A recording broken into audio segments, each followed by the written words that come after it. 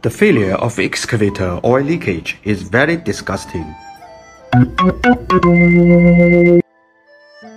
Sometimes, it is not easy to confirm where the oil leakage point is without disassembly and inspection.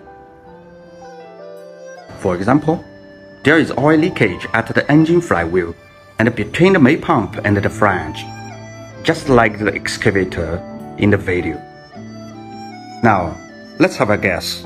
Where is the oil leakage point of this excavator?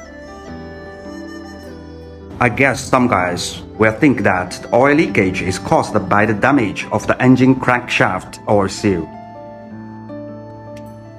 Well, please continue to watch the video. As you can see, the oil leakage point is obviously after the main pump is removed. This is because the oil seal of the end cover of the main pump is damaged and leaks oil.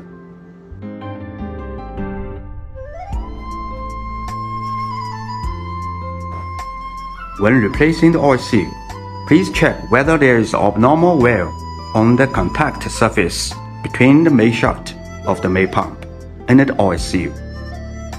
If there is abnormally worn, please polish and repair it with fine sandpaper. In addition, don't forget to check whether the O-ring is damaged.